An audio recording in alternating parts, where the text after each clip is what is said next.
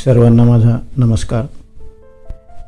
मित्रांनो, मी आज आपल्याला एक मराठी कथा वाचून दाखवणार आहे। या कथेचं शीर्षक आहे चोरी। एका गावात एक पुजारी राहत होता। तो अतिशय गरीब होता। पूजापाठ करून जे द्रव्य मिळेल त्यावरच तो आपला उदरनिर्वाह करीत असे। एका दिवशी एका धनी व्यक्तीने त्या गरीब पुजाऱ्याला 2 चांगल्या दुभत्या गायी दान दिल्या। दानात मिळालेल्या त्या 2 गायी त्याने घरी आणल्या आणि त्या दिवसापासून त्या पुजाऱ्याचं दैन्य पळालं।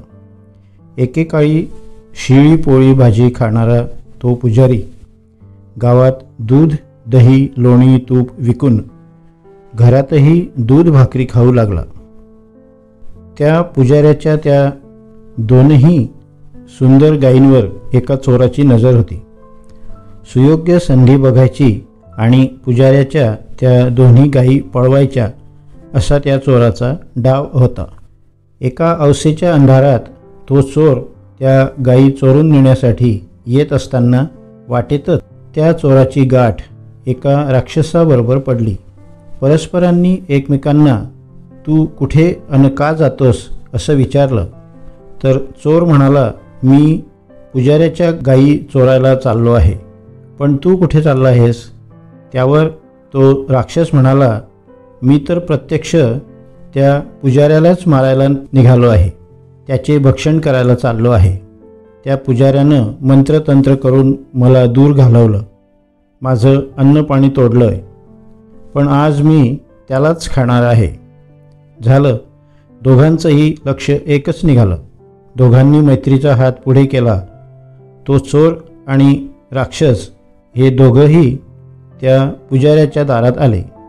दोघांनीही घरात डोकावून पाहिलं तर तो पुजारी बिचारा शांत झोपलेला होता।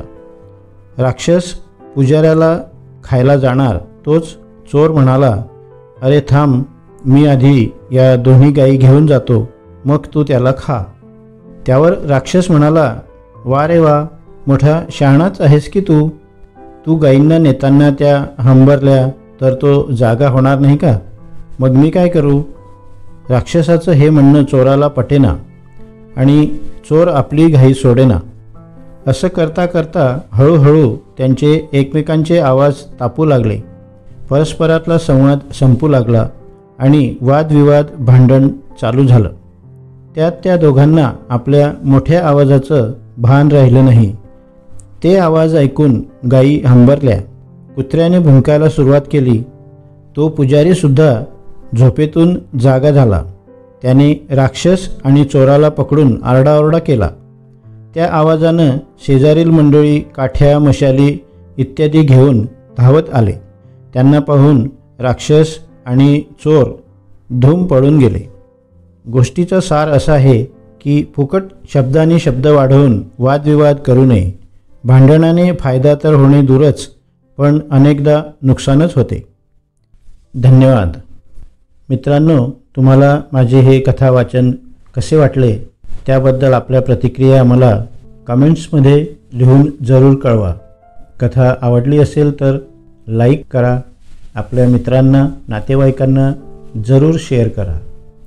आपण माझ्या या चॅनलवर जर नवीन असाल आणि माझं चॅनल जर अजून आपण सबस्क्राईब केलेलं नसेल तर आता जरूर सबस्क्राईब करा, ही माझी आपणास नम्र विनंती आहे। नमस्कार।